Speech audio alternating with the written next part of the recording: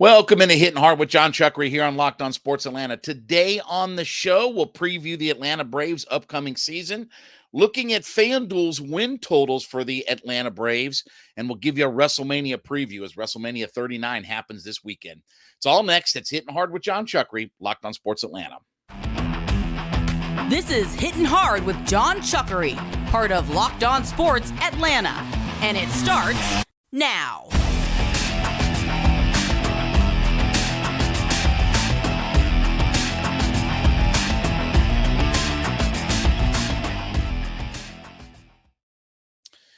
Hittin Hard is brought to you by FanDuel Sportsbook, the official sportsbook of Locked On. Make every moment more.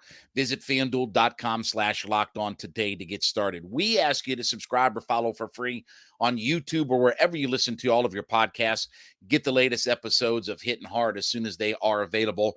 Then give me a follow on my personal Twitter page at JMCH316. So the five-time reigning division champion Atlanta Braves of the NL East embark on another season. It is interesting because every team in Major League Baseball is going to start today, and I really like that. I like the idea of everybody starting on opening day, and obviously there is lots of anticipation for the Atlanta Braves. Obviously, the division has been loaded up. Phillies, Mets, they're coming for Atlanta.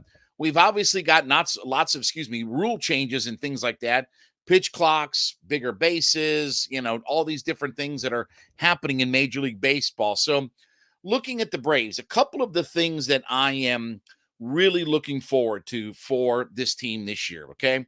Number one is the idea of the stolen base getting back into vogue. And that's across Major League Baseball. Like, I love stolen bases. I love teams that can run, that play small ball, that move some guys station to station, not just sitting back and waiting for that 3-run homer. So I definitely think that the Braves are one of those teams, and we've talked about this on the podcast before.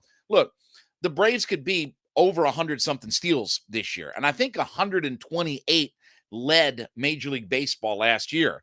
That's we've had multiples of guys that have had 128 stolen bases or 100 stolen bases in a year by themselves, let alone an entire team.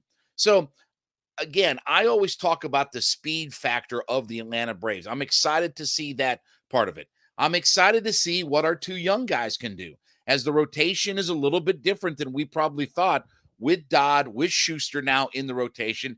I'm excited to see what those two guys can do. I'm also excited to see what Matt Olson does this year, because without the shift, and he was definitely a player that was affected by the shift, and he was shifted against a lot. I'm interested to see what kind of year he's looking at. I think the home run total will be there, but is he a little bit more consistent of a hitter without the shift? And there was so many streaks and different, valleys and peaks and things like that with Matt Olson that when you look at his overall numbers, he had pretty solid numbers. But I think he can even be better this year. I think he can be a 45 home run hitter, drive in 125 runs. Like, I think he's got all kinds of capability to be that big time middle of the order hitter. And with all of the guys that are going to be running around and on base in front of him, I think he's primed to have a big season. I'm also curious to see what Sean Murphy looks like this year. We don't really know much about Murphy unless you're really a hardcore baseball fan. Know that he's one of the best defensive catchers in Major League Baseball. But I'm curious to see what his offense looks like, because he's been a pretty good offensive player. And in that ballpark that he played in Oakland, that's one of the worst hitting parks in all of Major League Baseball. So if he can have success in that ballpark, you would figure that he would look at Truist as a definite upgrade, but certainly I'm going to be curious to see what his offensive production is going to be. I'm also looking at what do they do with Marcell Ozuna? I mean, does he get any, I don't want to say significant, but does he get any kind of run early on here to try to figure out if he can get on track or make himself valuable in a trade, or if this thing bottoms out, maybe just releasing him outright, maybe doing the Jason Hayward thing where the Cubs just said, we're going to eat the $23 million. And in the Marcell Ozuna's case, it's a $37 million hit. But I'm going to be curious to see what they're going to do with him. The Braves, when you look at the competitive balance tax, are in the luxury tax. So they are the $233 million is the luxury tax threshold. The Braves have spent $240 million on payroll. So they're just a little bit into the luxury tax, not a big deal. But for anybody that complains about whether or not they've spent or different things like that, we certainly can put that notion to rest. But I'm curious to see what the young guys do at the back end of the rotation. I'm curious to see Max Fried coming out right away. This is maybe the biggest mismatch in the history of opening day. Patrick Corbin is absolutely one of the worst starting pitchers in Major League Baseball. His ERA a couple of years ago was almost 5.5, and then last year was almost 6.5 in 31 starts. He's got 35 losses the last 2 years. He's led the league each of the last 2 years in losses. He gave up over 100 earned runs last season. So his ERA is literally twice what Max Fried has been over the last year or two. So this is a complete mismatch. I look for Max Fried to get that ball and build off of what he's been doing over the last couple of years. He's established himself as arguably the best left-hander in baseball. I do like the depth of this lineup. So adding Murphy, we'll see what happens with, RC and guys like that. And by the way, you saw where Arcia got a contract for just a little bit over $7 million on a 3-year deal, $7.3 million with a club option for 2026. So he's going to get $2.3 million this year, a couple of million, then a couple of million after that. So they've locked him up for a few years. I'm curious to see how he comes out of the gate. As long as he can play good defense, the Braves are not going to be in a hurry to bring up Vaughn Grissom or Shoemake. Even if his bat struggles right away, even if his bat doesn't do a whole lot, I don't think that they are going to pull the panic or push the panic button if his bat doesn't come around. He's there for his defensive prowess. And that was one of the things that they talked about with Vaughn Grissom is that, he's still growing defensively and maybe not ready for an everyday role. So as long as Arcia's glove can hold up, then the Braves, I don't think, are going to make a move. Left field is going to be something to watch as well. Obviously, with Rosario, can he have that bounce back year? I'm really wondering about whether or not that if that's not the first spot that they look to try to upgrade, right? They upgraded last year with Grossman and those guys. I wonder if that's not a spot that as this season moves along, that isn't the focal point of where that they have to upgrade. So I'm looking for big years out of Matt Olson. I'm looking for a big bounce back year, not with just Ronnie, but really Ozzie. Ozzie is a guy that I think is the real X factor in this lineup. If he can get back to that 30 homer, 100 run, 100 RBI spot in that 5th spot in that order, then this lineup depth-wise is going to be outstanding. And that's the thing that the Braves have built themselves on, is the idea of their lineup is really deep. They're really young. We talked about this earlier this week or last week that they're they rated number 2 on MLB's under 26 roster, about the best roster under 26 years old. I mean, they've got all kinds of young talent, and obviously the core of this team is here. Bullpen wise, again, Iglesias not going to be available right away, but I'm curious to see. Look, he had some good success when he was in Anaheim, California, or whatever the Angels are nowadays, El Segundo. But he's had some success. But I trust this bullpen. I mean, look, bullpen is really good. I don't have any real fears or issues about their bullpen. And I'm hoping for a bounce back for Charlie Morton. If this is his swan song and this is his final year that's going to be in the big leagues, he's on the 1-year, $20 million contract. And I do think it's very viable that this will be his final year in the big leagues. I'm hoping he has a bounce back season. If he can still be a 200 strikeout pitcher in this, what could be his swan song year. And look, Spencer Strider, if Spencer Strider got to 180, 200 innings, okay? And I'm just putting this out there in the universe. If Strider could get to 180, 200 innings, and I know that's a big workload, could he be a 300 strikeout pitcher? Could he be a guy back to the Randy Johnson days that strikes out 300 guys? Because that's the next threshold. We know he can blow it by everybody, but I wonder if he could find himself to be a 300 strikeout pitcher. So we'll talk in just a minute here about the over under for win totals and stuff like that for the Braves, but hope springs eternal. I definitely think the division is something to look out for. And obviously the Phillies and the Mets have loaded themselves up, but I'll still take the Braves as the class of this division. Until they lose the division, I'm going to go with the champions in it. All right, let's talk about our friends over at FanDuel. Listen, FanDuel is America's #1 sports book, and as we're getting ready for this weekend with the Final Four coming up, national championship game, obviously it's opening day in Major League Baseball. FanDuel is giving new customers a chance to claim the no-sweat first bet, where you can get as much as $1,000 in bonus bets if your first bet doesn't win. So download the FanDuel Sportsbook app. It's safe, secure, super easy to use. You can bet on everything from money lines to prop bets to points scored, runs scored, everything else in between. And you can combine your bets for a bigger chance, or for a chance at a bigger payout with the same game parlay. So head to FanDuel.com/locked on. FanDuel.com/LOCKEDON and claim your no sweat first bet, where if your first bet doesn't win, you can get as much as $1,000 in bonus bets. That's FanDuel.com/locked on, LOCKEDON. Make every moment more with FanDuel, the official sportsbook betting partner of the NBA.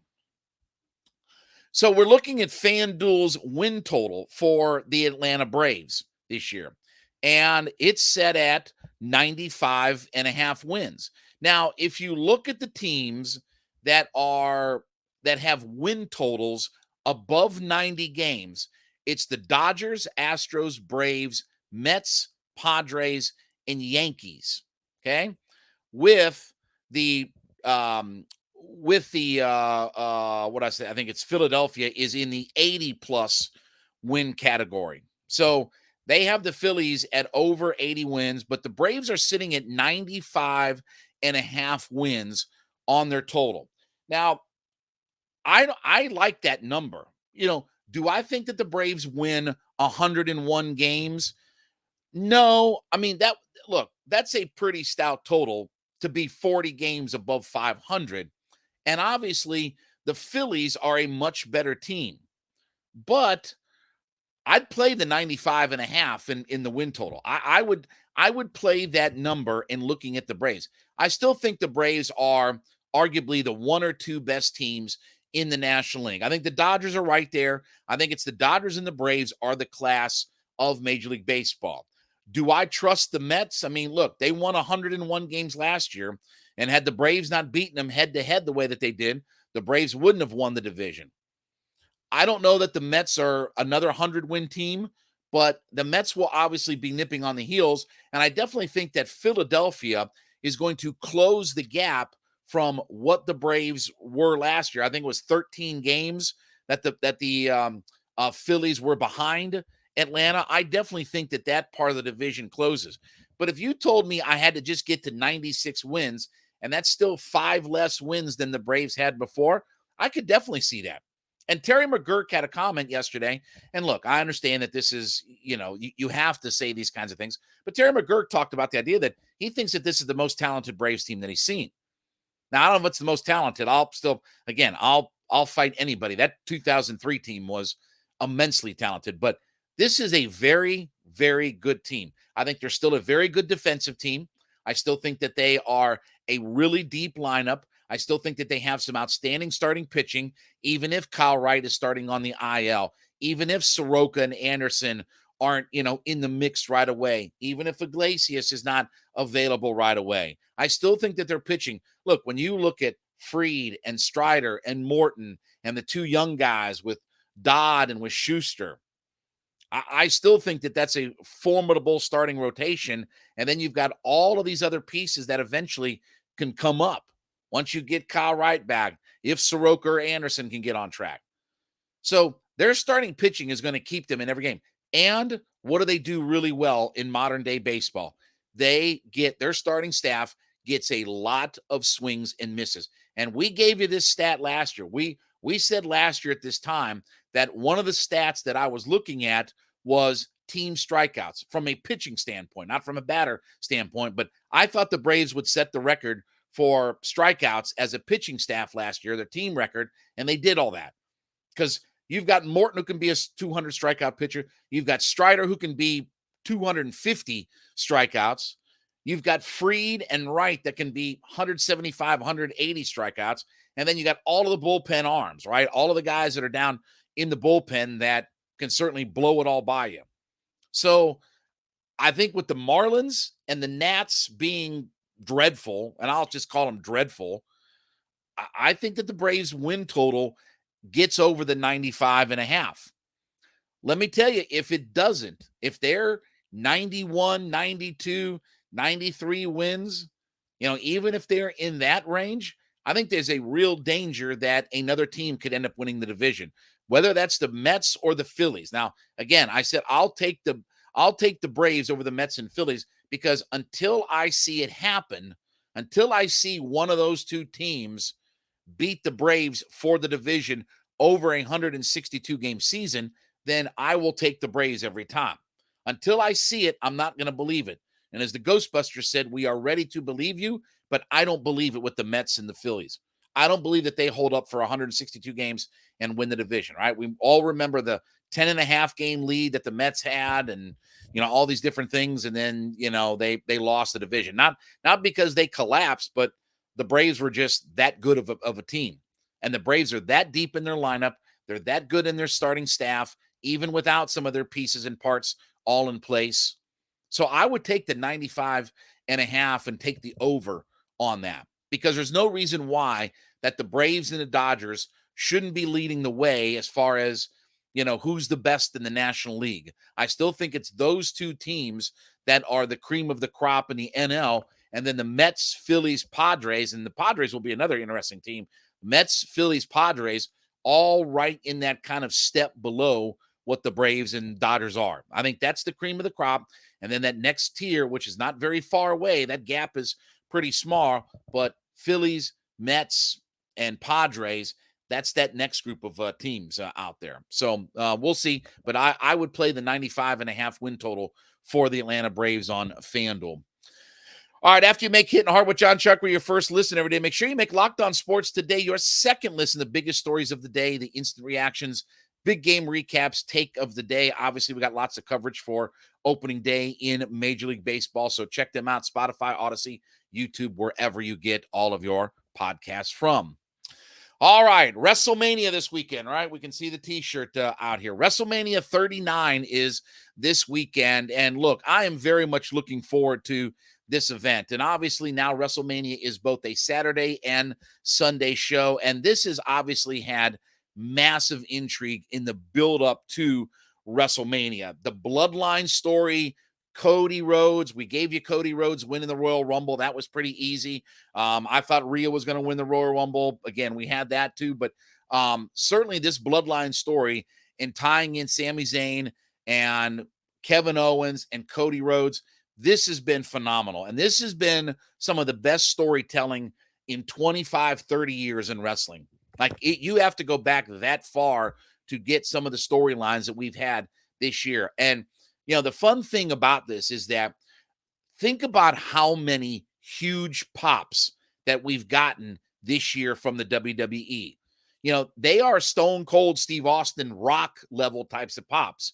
When Sami Zayn hit Roman with the chair, Cody winning, even something like last Friday night when Rey Mysterio punched his son Dominic, that got a huge pop from the crowd, right? So we're back to those huge pops. Wrestling's fun again. The storylines in the WWE have been fantastic. So let's kind of run through the card here a little bit. So we just mentioned Rey Mysterio and Dominic Mysterio. Look, normally I don't like family fighting and stuff like that, but I do think that this is an interesting little matchup. And if you really want to do, if you really want to do well by Dominic Mysterio, I wouldn't mind seeing Dominic Mysterio go over in this match. I wouldn't mind I wouldn't mind seeing him go over in this whole thing because look, I mean, he's a heat getting heel. He's a guy that really the fans love to boo, right?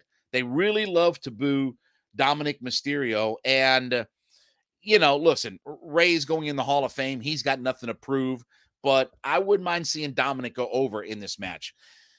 The Street Profits, Alpha Academy, Bronson, who cares about all of that? Liv Morgan, Raquel, Ronda, okay, who cares about all that? That's it's the four-way matches and all that kind of stuff. I don't really care. I also am not excited about Gunther versus Sheamus versus Drew McIntyre.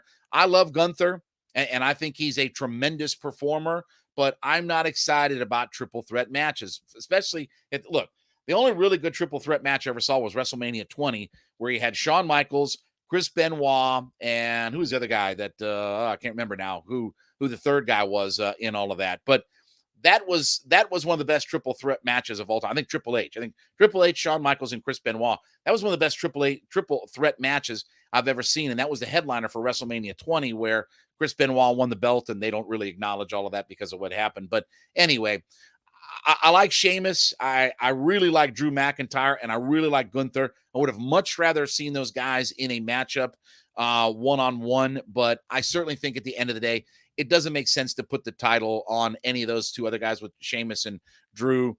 Gunther needs to win that title, or I should say he needs to keep the title, and he has to have a long, good run with all of this.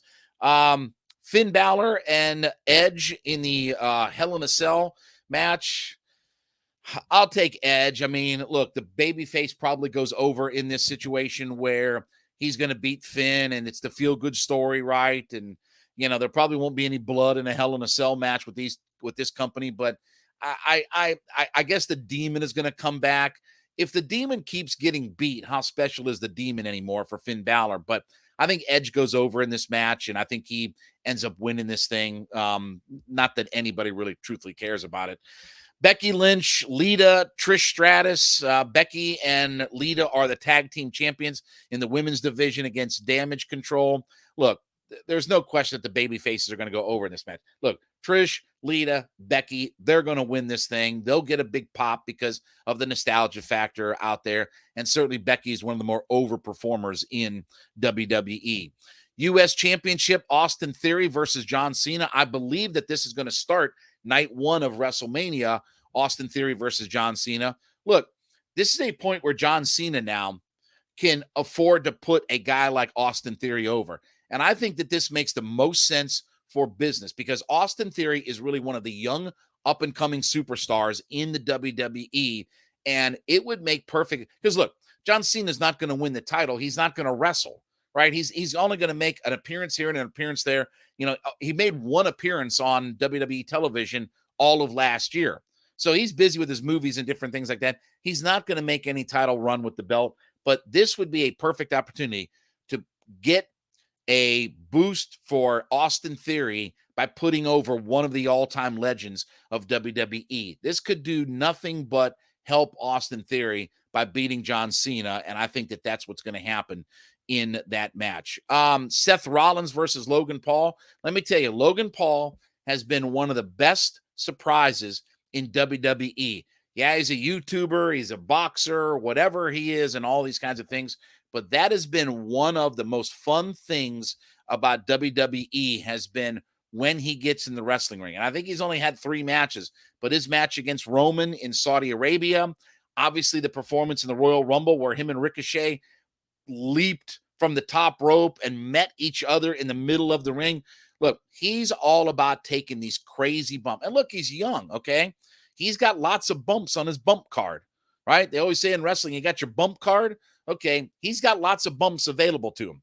And he's not going to wrestle full-time or anything like that. So I would not be surprised if Logan Paul doesn't go over because, he lost to Roman for the title and all that good kind of stuff. I wouldn't be surprised if Logan Paul wins this thing over Seth Rollins.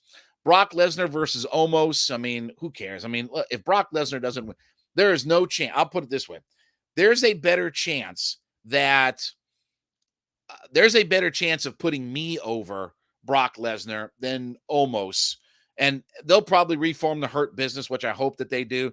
But Brock Lesnar is not going to lose at WrestleMania in this match. Undisputed tag team title. This is probably going to close night one because this has become huge. The Usos for the tag team titles versus the reunited Sami Zayn and Kevin Owens. I think that the storyline coming out of this will be that the Bloodline, who have all of the belts now, they have the tag team titles, they have both heavyweight championship titles, they will come out of this with no belts. And Sami and Kevin Owens will win the tag team titles and get the massive pop. And I think that that's what they're setting up for on night one. I think that will close out the show. Maybe we'll talk about the next match that maybe should close out night one. But I think with the Usos and I think with Owens and Sami Zayn, the way the Bloodline story has been, that they will close out night number one and they will get that huge pop when they beat the Usos. And everybody will go home happy in all of this. Then the next match is, Asuka and Bianca Belair for the Raw Women's Championship. I definitely think that Bianca Belair is going to keep the title. But Charlotte versus Rhea Ripley for the SmackDown Women's Championship. This was the best match a couple of years ago at the pandemic WrestleMania in 2020. I think it's time for Rhea Ripley to win the belt. And I don't think that that's why they will close out night one. I think Charlotte loses the belt to Rhea Ripley, and she gets a nice long run with it. But the WWE is famous for wanting to send its fans home happy. And that's why I think that the Usos and Kevin Owens and Sami Zayn will close out night one and to get that huge pop to send everybody home happy. But maybe the best match will be Charlotte and Rhea Ripley when all is said and done. But I think Rhea wins the title and she goes over and, I hope she has a long run with the belt if she ends up getting it. And then to close out night number two, it will be Cody Rhodes versus Roman Reigns, the Bloodline, Paul Heyman, obviously Roman with the 800 days or whatever it is with the, heavyweight championship and obviously both belts. Look, this has all been built up to set up. We understand that Roman is going to take a long absence after WrestleMania. Cody's going to be the face of the company. He's already said, look, I'll do house shows. I'll do everything.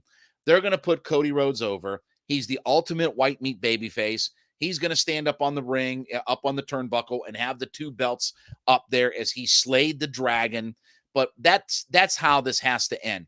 It has to be that the Usos and Roman don't come out of WrestleMania with any of the belts, and you have all of the Bloodline being defeated, and then you develop the story from there. So I think that this is going to be a fantastic main event. These two guys can absolutely perform with Roman and Cody, but at the end of the day, Cody is going to get that championship moment that, that his father never had in the WWE, right? That's been the storyline, that Dusty didn't win the belt in the Garden, back in the old days and stuff like that. But Cody's going to win the titles, and good for the local kid from Lassiter High School, by the way, 3-time state champion in wrestling.